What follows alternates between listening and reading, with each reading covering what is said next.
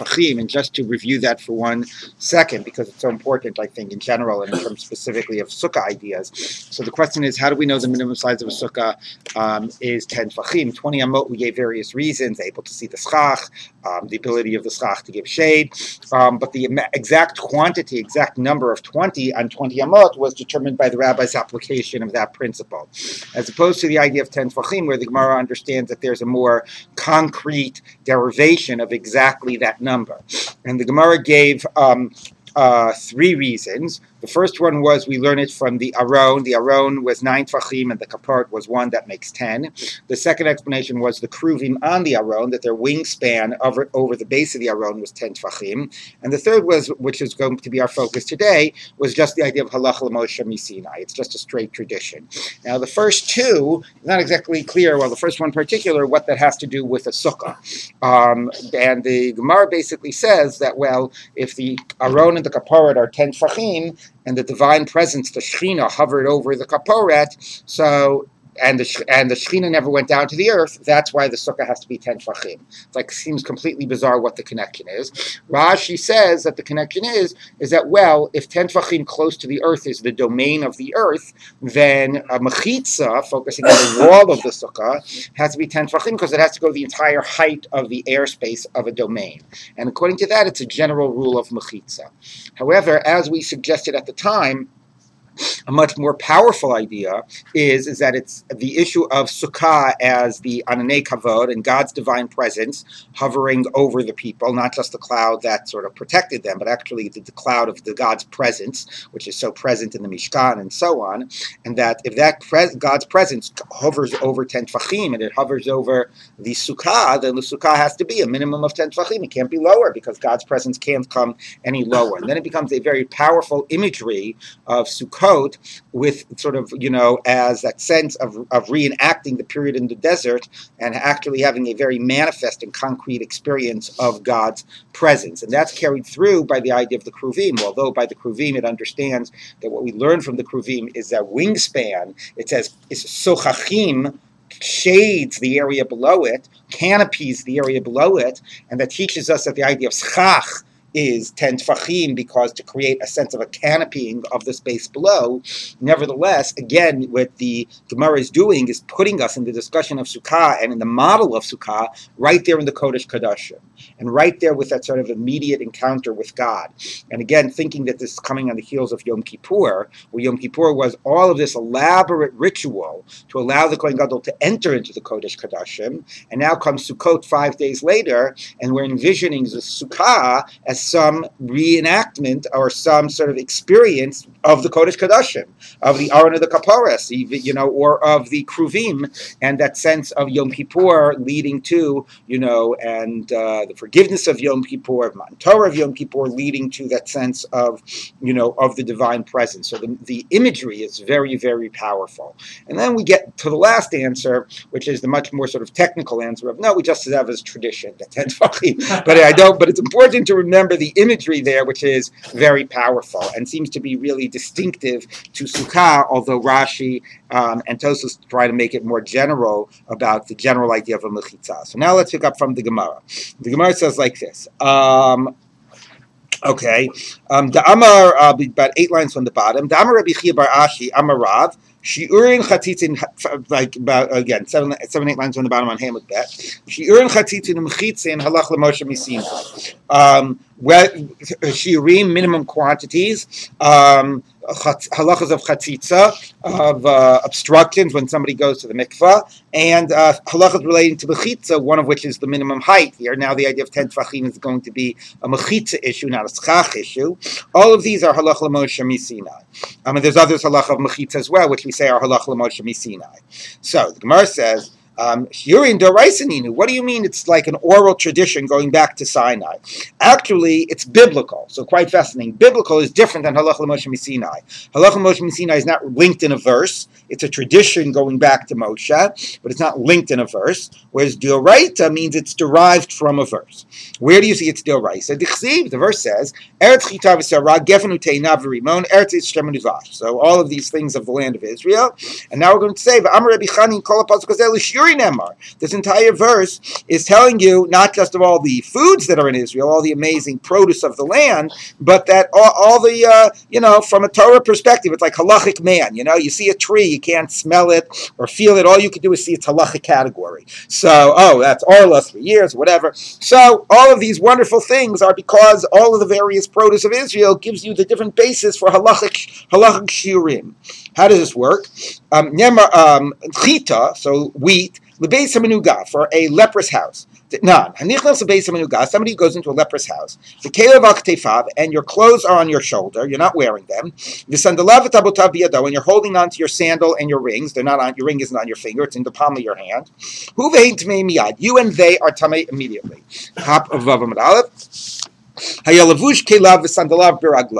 Now, let's say, however, it wasn't that you were carrying these; you were wearing them. You were wearing your clothes. Your sandals were on your feet.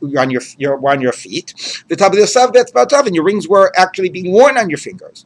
Hu tamei miyad. You are tamei immediately. And they are tahor until you wait the time it takes to eat a half of loaf of bread.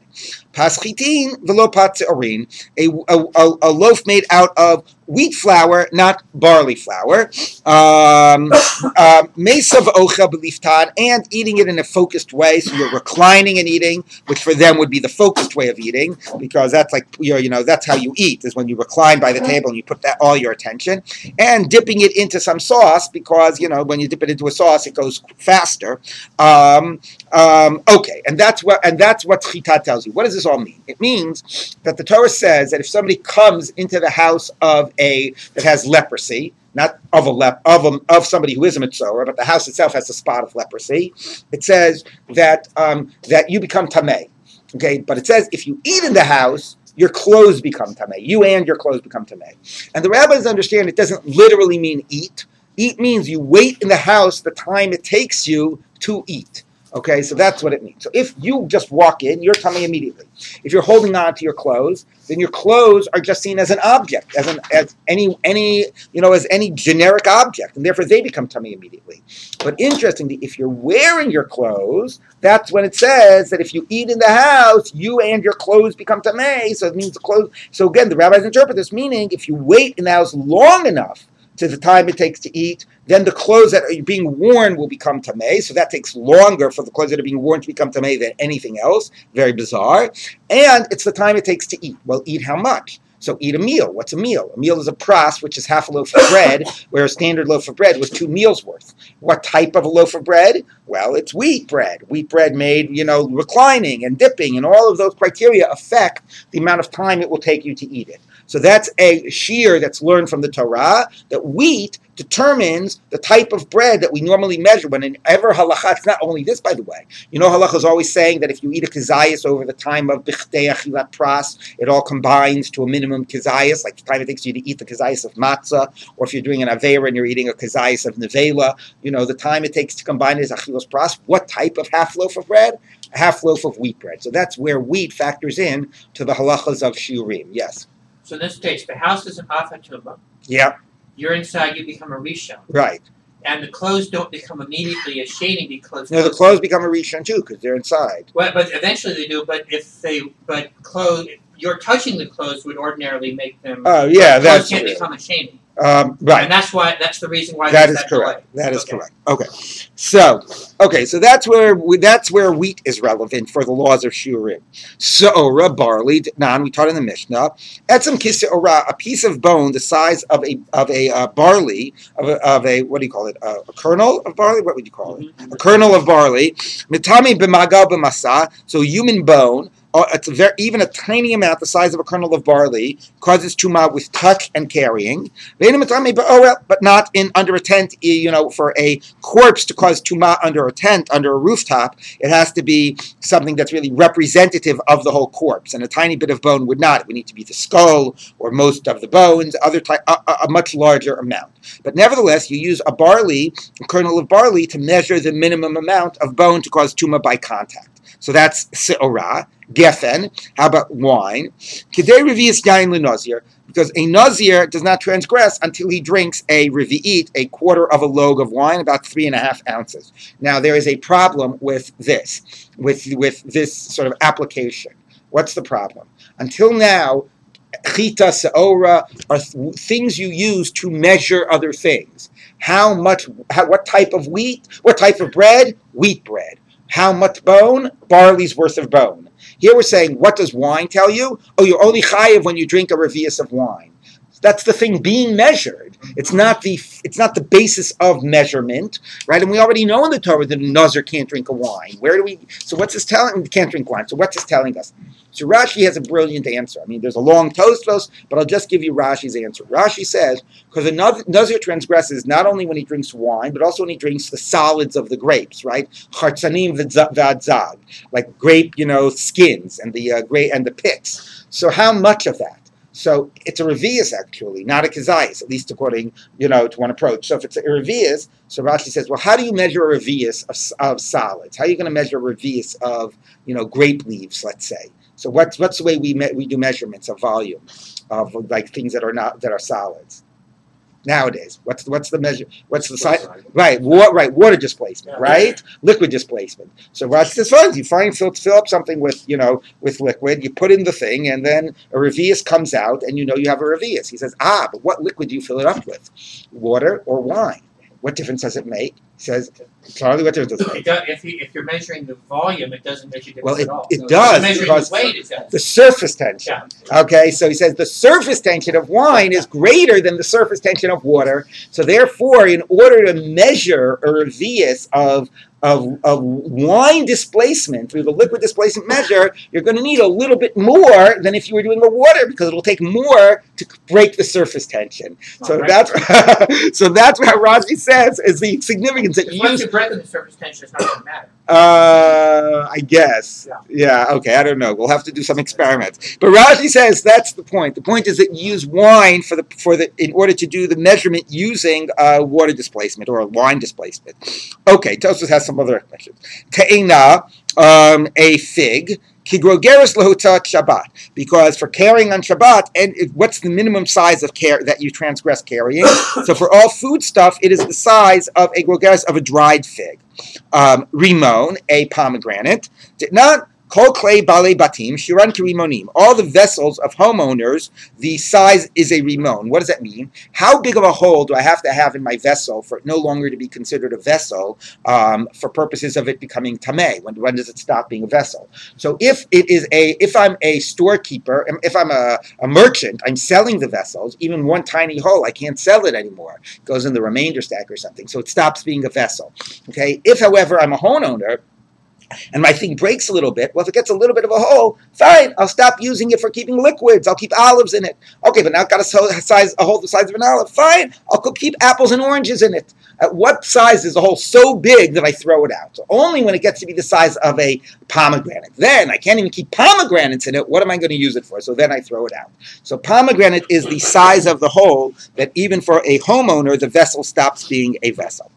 Eretz Zeis Shemen Udvash, a land of olive oil and honey. So let's first start with Zeis Shemen, olives. Eretz Shekosh Yurek Zesim. All of its minimum sizes are measured by a kezayis. So the Gemara says, Kosh Yurek, all of the sizes? Salkadayit, do you really think that's true? Hayika honey damin. How about everything we said before? There's some that are measured by a barley, and some that are measured by a fig. Ella ema sharov shirek kezasim. Most measurements are kezayis. Right? If anybody asks you what is the standard rabbinic measurement, you would say a kezayis, right? So everything, all the forbidden foodstuffs, all the mitzvahs to eat foodstuffs, all of the amounts, like when you measure amounts of things that cause tuma, how much of an avela, how much of a mace, almost, the standard measurement is a kezayis. So that's zayis. All right. Devash, honey. Now, honey here is understood to be honey of things that grow from the ground, so primarily also date honey. So, kosevas hagasa b'yom kippurim, like we just learned in Maseches Yoma, like a fat, a dried date for Yom Kippur. That's the amount for Yom Kippur. That if you eat, you are no longer fasting. Anyway, you have all 7 things teach you shiurim. So you see, Alma D'Oraisa, you see it's not a tradition. You see it's all derived from the verse. So the Gemara says, "V'tispera." Does that really make sense? Shiurin miksivi. It doesn't. What do you mean? The verses just give you different foodstuffs. How do you know to match up which foodstuff to which type of measurement it's going to be measuring? Right? There's absolutely no basis in the verse to do this nice little correspondence that you just did. Ella, you have to say Hilchasaninu v'kras machta be'alma. You have to say that it's just a tradition. And yes, it was very nice that we quoted the verse, but that was just an asmachta. We don't really derive it from the verse. It really is a halach l'Moshe miSinai. Now, it is very interesting to look at the girsa here on the side and the right-hand margin, where it says, you see, it says, "Bebrachos memal famud bet isa," the far right-hand margin, "midrabanan v'kra asmachta be'alma." Rather, it's all rabbinic, and the verse is only an asmachta. And this raises a fascinating question about, can halacha Moshe miSinai sometimes be called a derabanan? Is it sort of loosely called a derabanan? Or maybe say something opposite. Halacha Moshe miSinai maybe doesn't always mean that it's directly passed down halacha Moshe miSinai in that sense. Maybe it means somewhat like the rabbis had latitude to define what it meant, right? That's an idea we had earlier on as well, that we had in Yomi this idea that the Torah gave the rabbis some latitude to define what would constitute the other forms of fasting in addition to eating and drinking, So how much here is it that this means that the number is passed down, or does it actually mean that there was like latitude for the rabbis? Ultimately, it affects Torah law. When do you transgress? When do you do the mitzvah? There's profound implication for Torah law, but maybe there was a certain amount of license given to the rabbis to define it. So this issue of drabanan and halacha Moshe miSinai, we'll see that in a minute as well. There is some ambiguity around that. Okay, so now we continue. So that's Shiurin our halacha Moshe miSinai. Now we still have left chatzitzin and mechitza. Those are the other two. So let's take a look. So, chatzitzin, now obstructions for going to the mikvah and for vessels, but also for people. And I want to remind everybody that we're not talking specifically about nida. In the time of the Gemara, we were just as easily talking about men, right? Not just because men, if you're at the time, certainly when you had the takana that a man couldn't daven or say brachos if he was a balkari, had seminal emission, then men are going to the mikvah at least as much as women are, So let's take a look. So it says, so just to keep that in mind when we're talking about chatzitza. So chatzitza in deraisaninu, that's biblical, that there's an issue with chatzitza. The verse says, "V'chatz b'saro b'mayim," or it's kol b'saro, or what's the side girsa? You have es b'saro. Okay, v'chatz b'saro b'mayim. Maybe we quote the only b'saro later. Hold on. Okay, anyway, v'chatz b'saro b'mayim. You wash your flesh in water. So shelo yedav v'chotzetz beino levein hamayim. Nothing should interfere. So bisaro b'mayim. Nothing should be a obstruction between the flesh and the water. So you see, it's learned from a pasuk. Bisaro b'mayim. What do you need the halacha l'Moshe miSinai? No, so it says no. I'll say hilchasa. The halacha l'Moshe miSinai is coming for what purpose? L'sa'aro, for the purpose of telling you that of the issues relating to the hair. What does this mean? Rabbi bar bar Chana, like Rabbi bar bar Chana teaches. Dama Rabbi bar bar Chana, nima achas kishura chotzetzes. If you have one strand of hair which is tied onto itself, like a knot in one strand of hair, that's a chatzitza because it's a tight knot. It's one strand tied on itself, and the water can't get into the knot. So the hair is being, the hair that's part of the knot is being blocked from the water. Shalosh einim chotzot. If it's three hairs that are knotted onto themselves, so it's looser because it's three separate strands that when you knot them together, you're just not going to get as tight of a knot. So that's not a chatzitza. So the water can get into. Shtayim ini yodeya. Two, I don't know. Now, presumably the whole purpose of quoting this was not to get into a discussion of how many strands of hair is not a chatzitza, or to say that the halacha l'Moshe miSinai was specifically telling you X number of strands of hair. The purpose of quoting this was only to show to you that chatzitzas matter with the hair, not only with the flesh. Now, why would you need a halacha l'Moshe miSinai?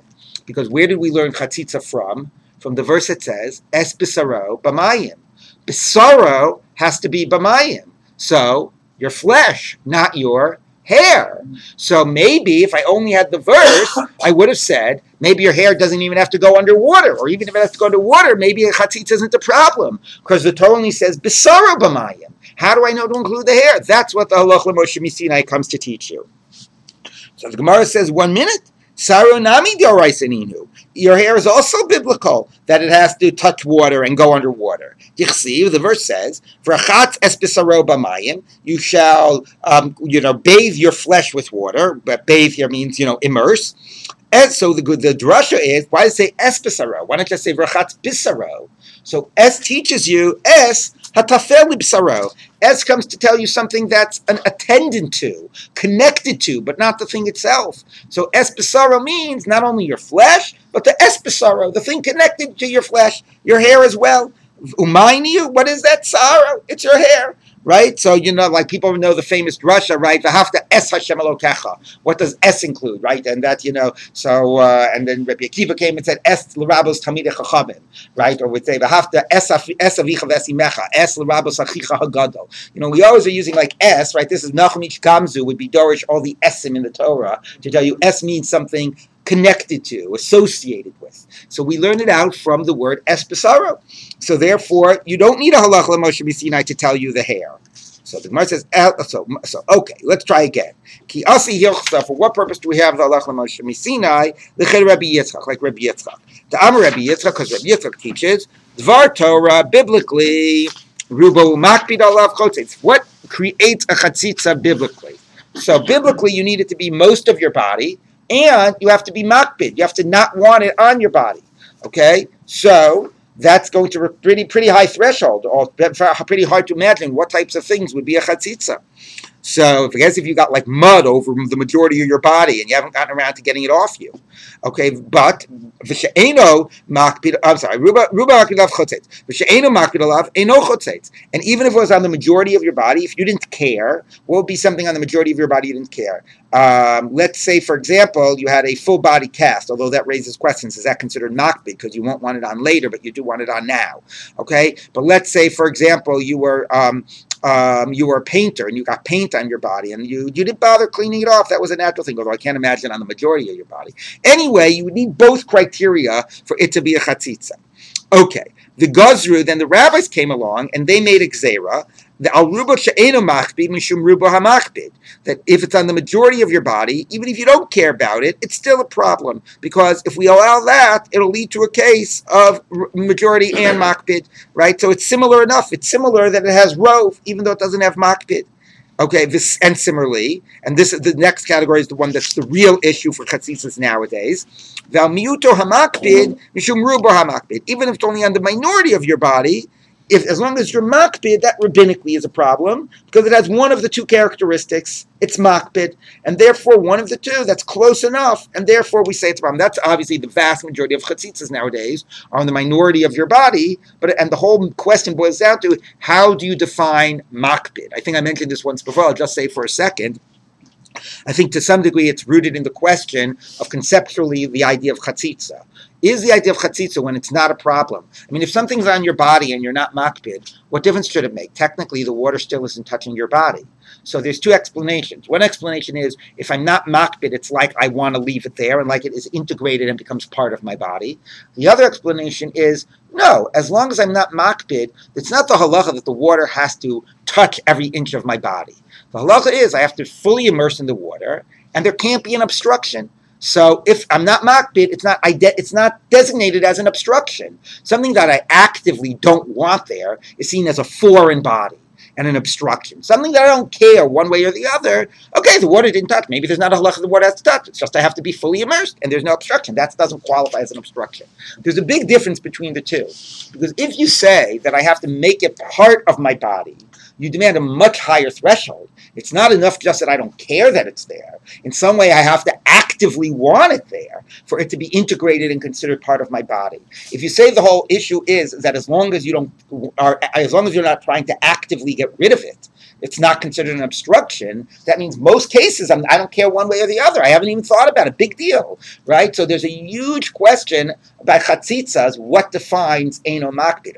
All the halachic questions about mechitza, not all, but the vast majority are that question. If you have a very high threshold, because conceptually you need to make it almost part of the body, you actively want it on and you need it on, and maybe like if you need it on, it's like stitches that can't come out and other types of things, or is it an issue that just, I don't care one way or the other? And then it's much easier to say it's not a problem.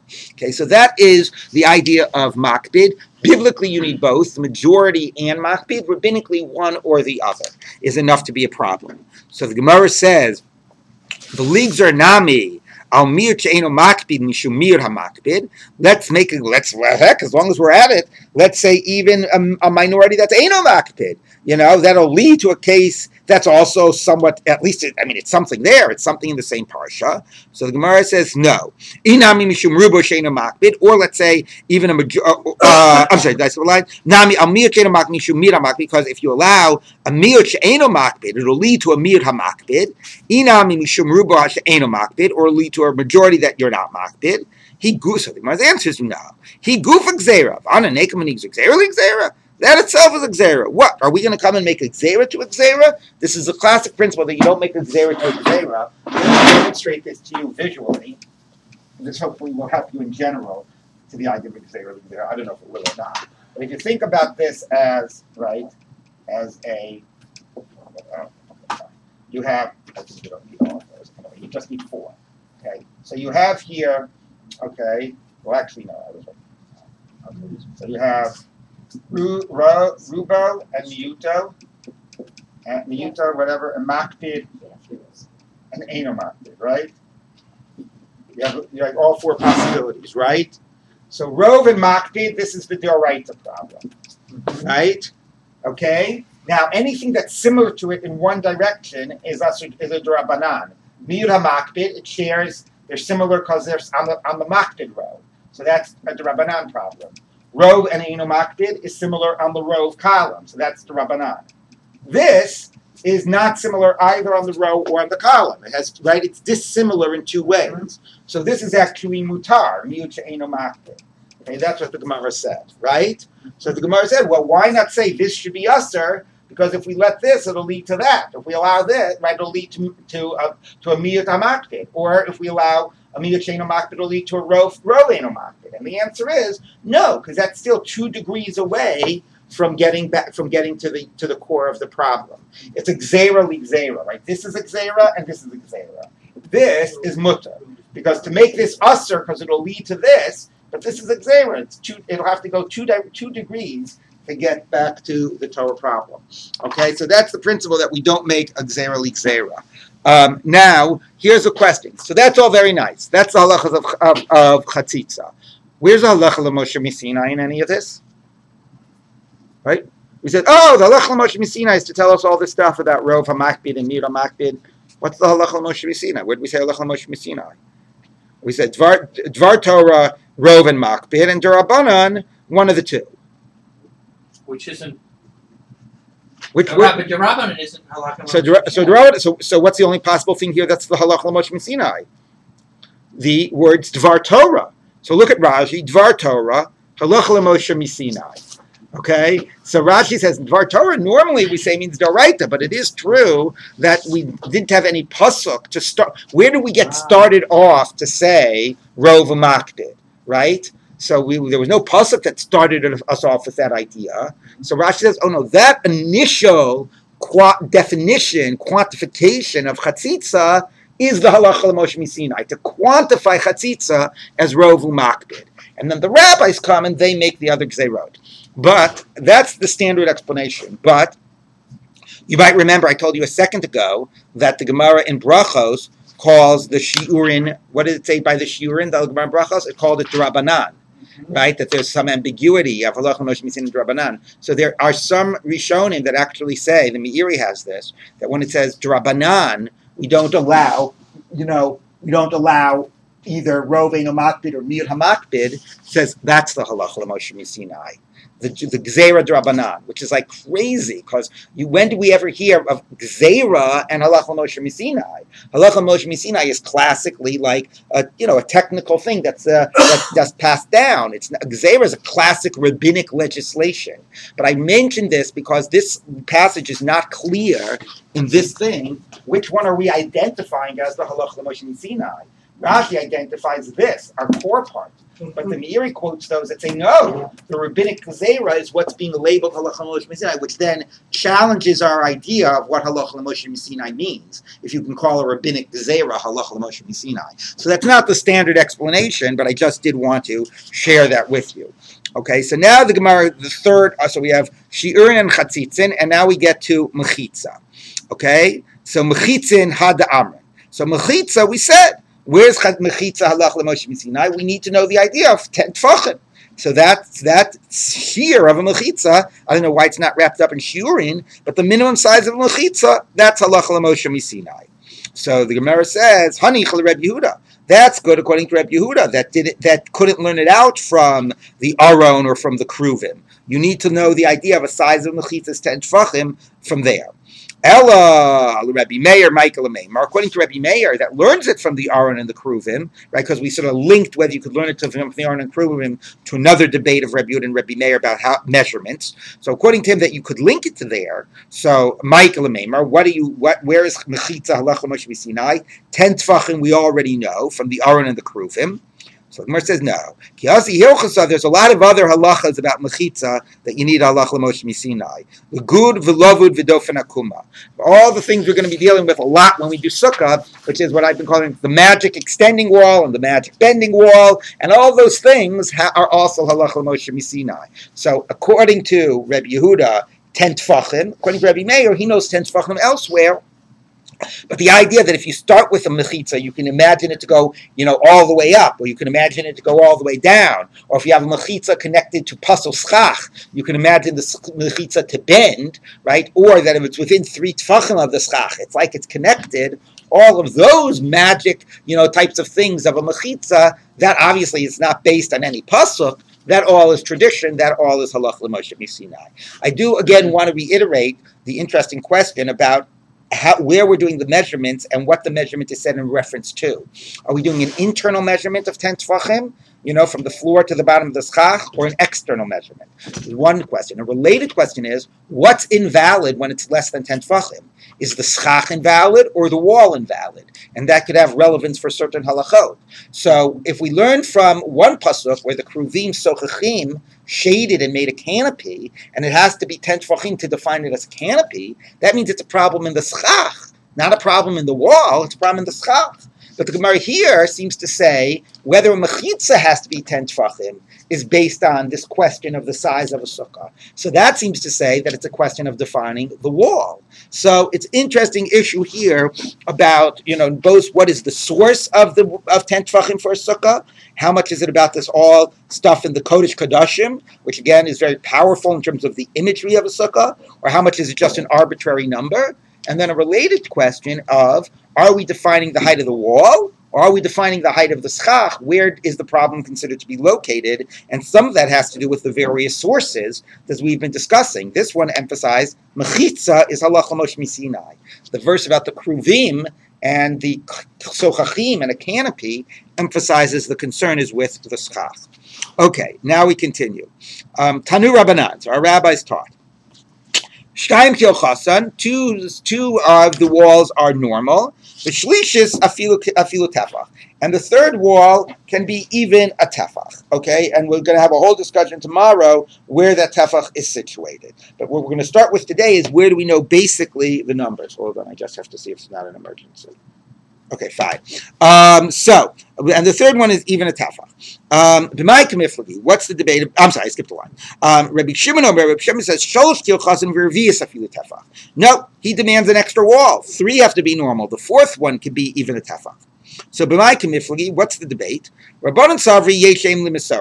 The rabbis say there's a mother to the Masoras, which means it's a way of saying that if the verse is written one way and read another way, which one serves as the primary basis for halachic derivation, the way it's written or the way it's read.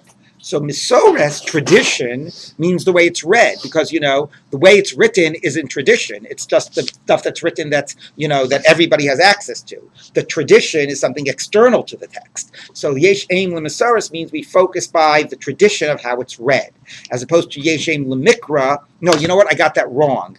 I'm always getting it confused because logically it doesn't work that way. Okay, so Rashi says Misores actually means, reverse that. Misores means the way it actually is written. Yeah, I never understand why that's the way. Misores means the way the text has been handed down, the way it's written. Mikra means the way it is actually read. So Yesh Aim L'Misores means that it is you base your halachic derivation on the way it's written. Reb Shimon Sava Yesh Aim L'Mikra, and Rabbi Shimon says you base your halachic definition, a derivation, on the way that it is read.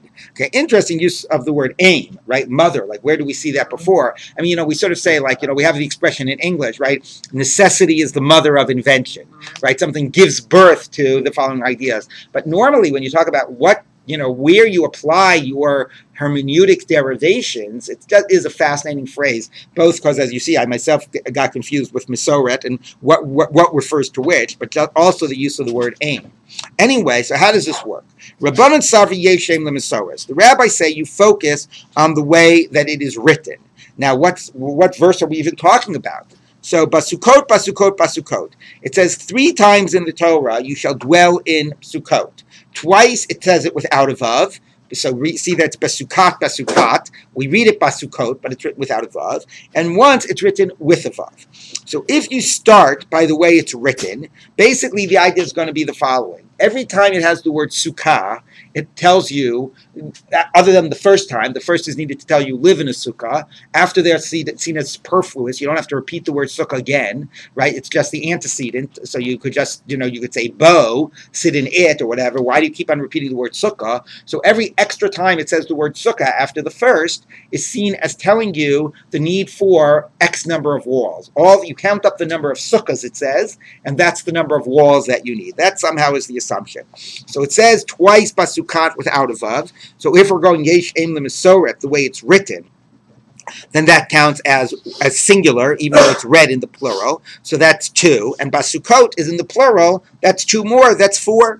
Harei kan arba. That gives you 4 units to use. Dal chad legufa. You need 1 unit for the basic point of the verse itself. Live in a sukkah. Pashulug tlasa. You're left with 3 units equals 3 walls. So 2 go the normal way. And then there's a halakha l'moch misinai that comes along here that we forgot to mention. The garasal shlishis, and tells you the third one doesn't have to be a third one. It sort of takes away from the third one. Ukba tefach, a representative third wall is enough, just a tefach. So basically you start with 4 units based on the way it's written, not the way it's read, and that gets you discount the first one, it gets you to 3 walls. Reb Shimon Savar Yeshem L'Mikra. Reb Shimon says, no, you don't go by the way it's written, you go by the way it's read. Basukot, Basukot, Basukot. It's read in the plural each time. So that gives you 6 units. Each one counts for 2. Harei kan shisha, that's 6. Dal chad kra legufe. Now you need one of the basukot, which is 2. You need one of those words to tell you the simple sense of the pasuk. Live in a sukkah. So you're really left with 2 times it says basukot, which is 4. Pashulu arba. You're left with 4. Shlosha kil chasan, so 3 normal. And the Lach Misina tells you the 4th one is enough to be representative, just a tefach. Okay, so basically the way it works is how many times does the Torah say, how many sukkahs does the Torah refer to?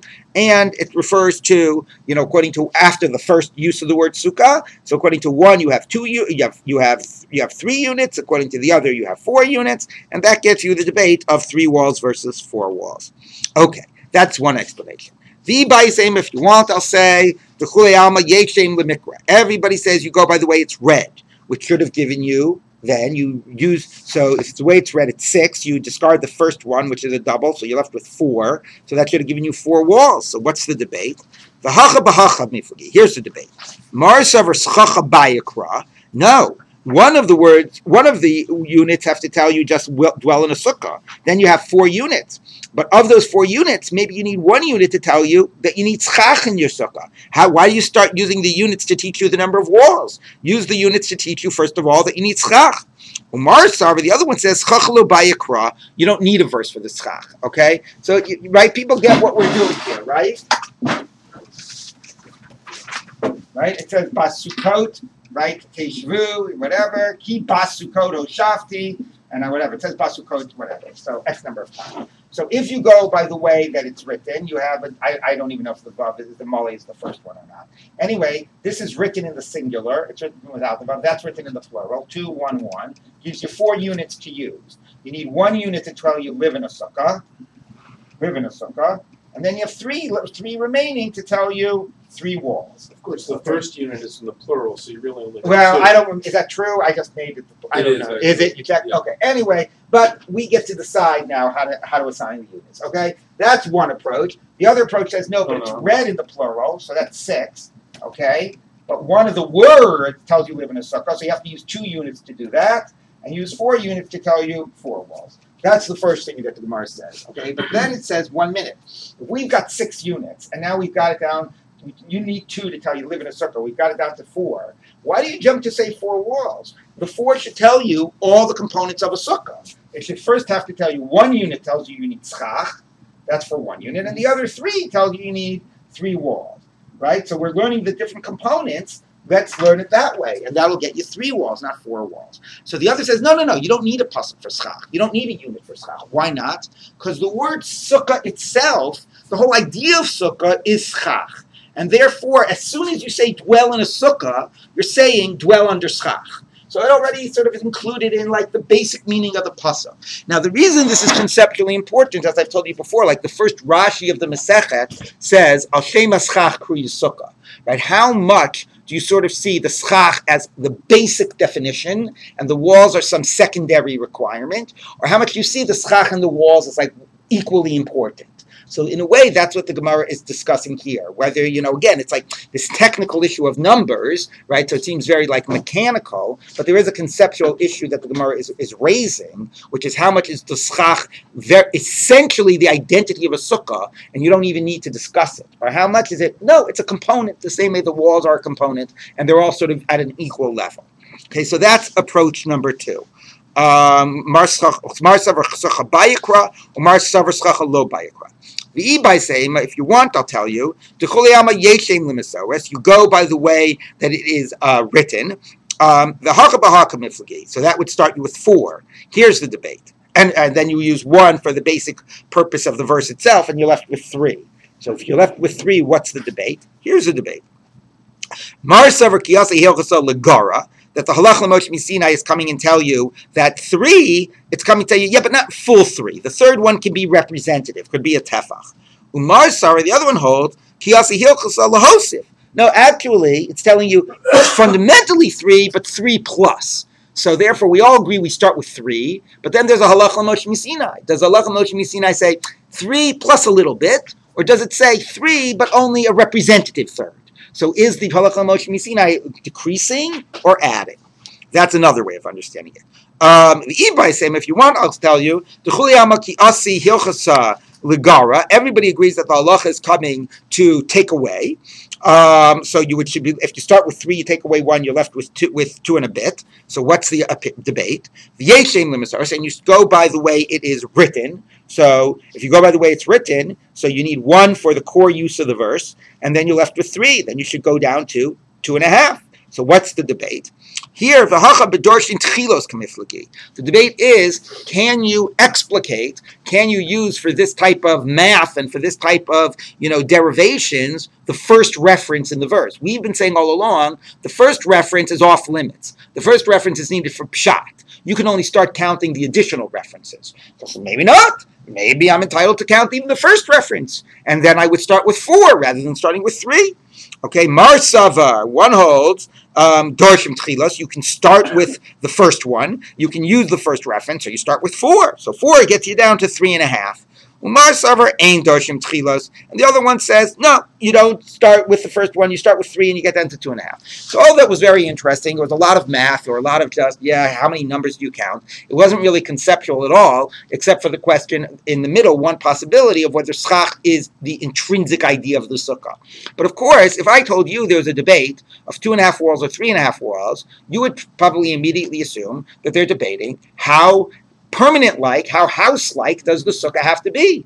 I mean, 2.5 is not much of a serious structure. That's a real representation of diras arai, of a sukkah as a temporary. 3 and a bit already is much more protective and is much more house-like, and maybe that's more like sukkah diras keva. Well, in a way, that's what the Gemara says right here. Okay? Where are we? Rav Masna says, time of Rabbi Shimon mehache. Here's the reason of Rabbi Shimon. The Sukkah yelitzel yomam. This is the verse we started the Masechet with from Yeshayahu. This vision of the times of Mashiach, and and that also is a vision of God's cloud and God's divine presence hovering over, Yerushalayim. So also very, important, that type of imagery with Sukkot, because also, the Chag Sukkot also has a whole messianic theme to it as well. Certainly in the Haftorah. So anyway, so there's the imagery of God's presence in a cloud with a messianic sort of tinge, and that is God's presence is, a sukkah is a covering over, and that's what the verse says. So it's not talking about the halachic sukkah, but it is talking about this word of the Yud Sukkah, which is connected, as we saw in the beginning of the Masechta, at least by some, to the halachic sukkah. And it shall be a canopy or a covering, litzel yomam, for shade in the day, mechorei, from the heat, ulemachsel umistor mizerem umimatar, and from a protection and a shielding from the storm and the rain. Okay, which means that a sukkah is not enough just to give shade. A sukkah actually has to protect you from the elements. So part of what's protecting you from the elements is not just the schach, but the walls. Okay, so therefore, if the walls are part of the protection, and it's not just shade, but it's protection, then walls are also need to be more, and you need 3 and a bit and not 2 and a bit. Which, by the way, is interesting. It's not saying it just as diras arai and diras keva, which to me would have been the easiest boxes to put it in. It's actually also, a minute ago we're talking about, are the schach and the walls of a different level of importance? Well, in a way, what the Gemara here is having Rabbi Shimon saying is the walls are an equal part of what the protection of a sukkah is about. So they're equally important to the schach. It's not just about shade, it's about protection from all directions, if you want to think about the ananei kavod of all directions. So the walls actually are equally important as the schach, or have to do an equal function, and it's not just about the shade. So I think it's a powerful idea, because the Gemara before also said that according to Rabbi Shimon, you don't need a verse for the schach. No, forget that. That would actually worse to it. Anyway, so it's interesting now. The idea of 3.5 walls leads us to, conceptually, rather, if you get it beyond the numbers, can be read as a way I just suggested, which is, I think, sort of the most obvious boxes to put it in.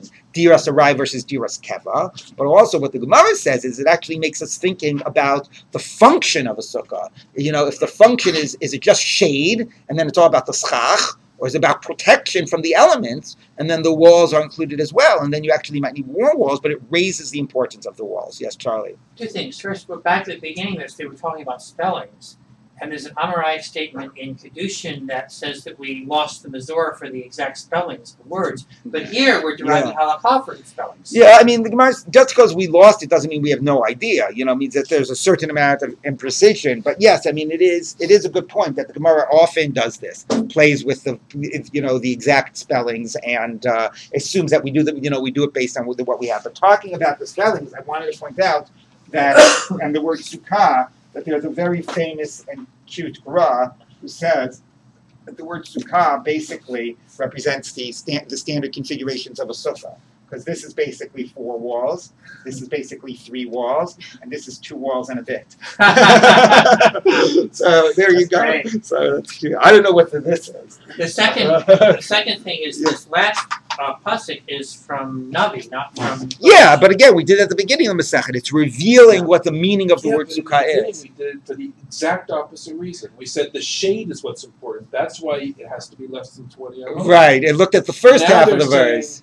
And they actually say it's because the shade is more important, it's linked in. The protection is sort of less important. Now we're going. Yeah, it's a good exactly point. the It's a way. very good point. I mean, I see the first. I mean, they were different Amoraim, but but you're right. He ended before the Litzel Yomam. He ended by the he ended by the Succah Litzel Yomam. He didn't look at the end of the verse, and here And it's he discounts incorporated. the end of He the verse. discounts it, and here it's incorporating. Yes, that's an excellent point. Okay, so we will end here for today.